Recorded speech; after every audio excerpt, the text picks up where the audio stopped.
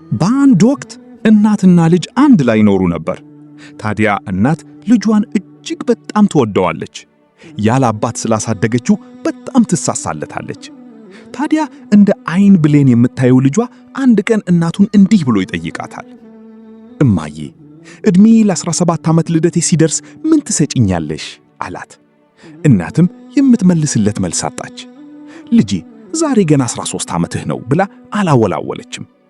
ሰከንዶች፣ ደቂቃዎች፣ ሰዓታት እና ዓመታት ተቆጥረው ልጁም የ16 ዓመት ወጣት ሆነ። እናም አንድ ቀን በድንገት ራሱን ስቶ ወደቀ። እናቱም ሆስፒታል ይዟ ሄደች። ምርመራ ተደርጎለት ልጁ የልብ ህመም እንዳለበትና ልቡ ከጥቅም ውጪ እንደሆነ ተነገራት።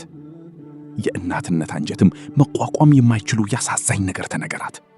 እናም ልጁ ወደ ሰርጀሪ ክፍል ሲወሰድ እማዬ፣ ልሞት ነው አይደል? አላት።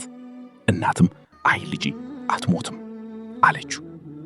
እናም ልክ በአንድ ዓመቱ ሕክምናውን ጨርሶ ወደ ቤቱ ሲመለስ አልጋው ላይ ደብዳቤ ተቀምጦ ያገኛል። ከፍቶ ማንበብ ጀመረ። ይድረስ በጣም ለመወደው ልጄ፣ ምናልባት ይህንን ደብዳቤ እያነበብክ ከሆነ ነገሮች በተስተካከለ ሁኔታ በመሄዳቸው ነው። ታስታውሳለህ? የ17 ዓመት ልደቴን ምን ትሰጭኛለህ ስትለኝ መልስ አጥቼ ነበር። አሁን ግን ለመወደው ልጄ ልቤን ሰጥቼሃለሁ። ውድ ልጄ፣ ልቤን ጠብቃት። ሰላም ሆንልኝ ልጄ። እናት ከሁሉ በላይ የሆነውን ስጦታ ለልጇ ሰጠች።